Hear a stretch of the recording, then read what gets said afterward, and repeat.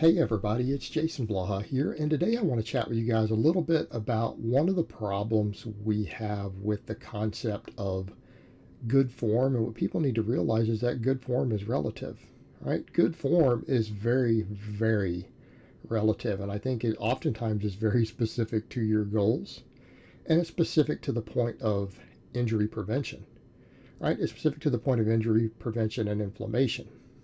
Okay, because what you will oftentimes see, a perfect example, people who are relatively new to training or not really experienced coaches will oftentimes look at someone's form and they will say, well, that's not good form.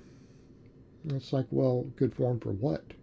I mean, and there are some things that any of us can objectively look at and say, yeah, that's just horrific form, right? We know what horrific form is oftentimes, and that's particularly when we're talking about small exercises, right? A lot of times small exercises where people are cheating and flopping and skipping several inches of the range of motion purely for the sake of flopping the weight around, right? And all of us can look at that and say that's bad form, but when you go look at a bunch of pro bodybuilders, not that I want to ever endorse bodybuilding, you guys know I'm not a fan of bodybuilding at all. How many of them still train that way and are ultra jacked though? Now, people say, well, it's the genetics and the drugs. It's like, yeah, that's true, but there still has to be a training stimulus involved. And if they're still getting really, really jacked using some of this goofball form, which is the norm, by the way, you can look at most pro bodybuilders, the same guys who will talk about squeeze and contraction and control do half reps and flop like fish while they do it. So they'll say one thing and do another. I mean, and most of us can look at a lot of that and say, well, that's bad form. But the question I would ask is it producing the desired result? And are they getting hurt doing it? Ooh, that's a tough one. Well, let's come over and let's look at, sometimes when we're discussing good form, is it for the sake of lifting? Or is it for the sake of inducing hypertrophy? Because those are two very, very different things. Okay? And there's a difference. The way we might perform even the same exercise for those two purposes could be vastly different. You'll say, what do you mean? Okay. Perfect example. Bench pressing. Bench pressing. How about if you just have a very small arch and you stay very, very strict and you bring the bar down slow and under good control and create a long range of motion, right? Let's say you take a nice medium grip on the bench press, possibly even a close grip, because we get a longer range of motion. You bring it down under control, tight, with a very small amount of arch, because just a little bit of arch usually recruits more pectoral. And you press it all the way up and you lock it out and bring it back under control, controlled, right? Well, that would be good form if your goal is to build pecs and front delts. What about if you want to lift the heaviest weight possible in competition? Well, you would probably arch, okay? You would probably arch, and you would probably use the widest grip that you can do without hurting yourself, or that is allowed by the rules. Why? Because you want to cut the range of motion down so you can lift the most weight in competition. Which one's good form? Well, it's very specific to your current goals, isn't it? Now, what you'll oftentimes find, and I think a lot of people don't realize this, a lot of power lifters do our volume benching with a close or medium grip with a very minimal arch. Why? Because we're trying to build muscle too, right? I mean, bigger pecs, if you build a bigger set of pecs and a bigger set of front delts and bigger triceps, aren't you going to have a stronger bench? Of course you will. But is our competition bench going to look the same as our hypertrophy bench? No, two very different forms. Generally speaking, good form for hypertrophy is going to involve keeping as much tension as possible on the primary movers and moving them through the longest effective and safe range of motion that you can. Okay. All right. But is 100% of everyone's training geared towards hypertrophy? Because I hate the people who say, well, those who only care about hypertrophy, well, those guys can eat a dick. And I care about maximum hypertrophy, by the way. But I don't care about that argument because there's no one out there who only cares about hypertrophy other than maybe competitive bodybuilders. Everyone has some performance or health or something else they want out of their training, right? Almost everyone has at least two goals.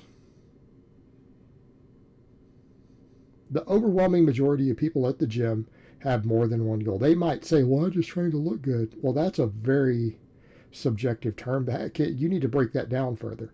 And then it turns out what they really mean is to burn fat, to build muscle, to look a little more toned and cut, to feel better, to have better longevity, to not hurt when they wake up in the morning. What ends up happening is that I just trained to look good, ends up being 13 different things, right? That's not true.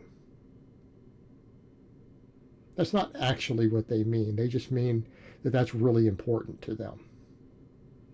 Because I can tell you right now, if the only thing you cared about was looking good, you would all just inject as much tren as you could possibly afford. Because you didn't say you want to avoid side effects. You didn't say you want to live to old age. Okay, you didn't state that at all in there. So clearly you don't care about that, right? If body composition was the only thing you cared about, you didn't care about going to jail, you didn't care about dying, you didn't care about side effects, right? You didn't list any of that. So they don't really mean that. Okay, they don't really mean that. Because anyone who says that who also claims to be natural is clearly a moron. Like, why would you say that you only care about hypertrophy and you don't use drugs? Oh, well, because I care about my health also. Oh, so you do have more than one goal, right? You have a second goal. You also want to be healthy. Well, you're not just training for hypertrophy then. So let's come over to the point. Everyone trains for multiple things, and most people care about at least some degree of athleticism and performance. You're very rare if you don't care at all. Okay, that's a BS game. Just like all of us, even who lift for strength, if we say we don't care at all about looking bigger, come on, we care some. It just may be very low on our list of priorities. Okay, this for me. But do I care? Yeah, of course. Of course I want to look bigger, be more jacked. It's just not my highest priority. Strength first. So come over to that. Hypertrophy is a goal, then those are things you're going to factor in. Well, what about if it's to lift the most weight?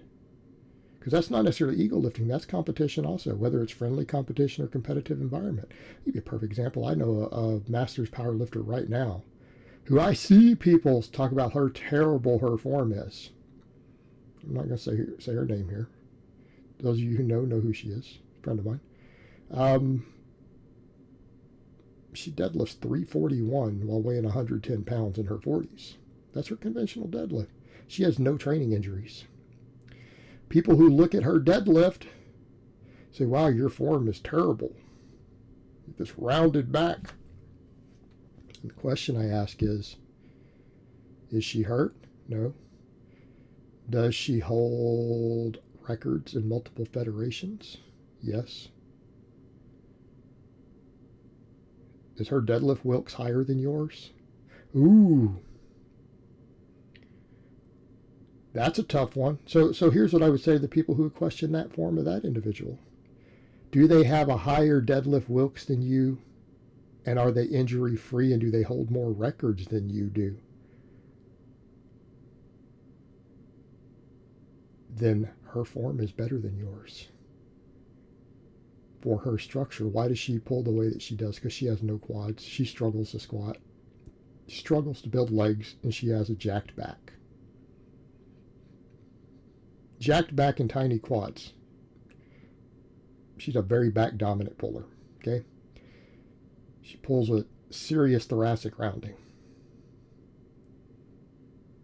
She uses compensatory strength and uses her strengths and minimizes her weaknesses based upon her muscular limitations and genetic potential and structure. She's relatively tall, obviously absurdly lean to have those ratios, especially being tall.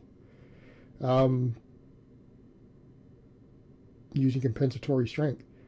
This lifter has no injuries in their 40s. breaking records. Okay. Is that good form? It's not textbook correct form. But breaking records, lifting the most weight possible without injuries in a competitive environment, I'd say that's pretty damn good form. And therein lies the difference. So, what exactly is good form? Well, it's very relative, isn't it? That's a subjective thing. All right, guys, well, that's really all I have to say on that today. I hope it's been informative, and I will talk to you guys next time.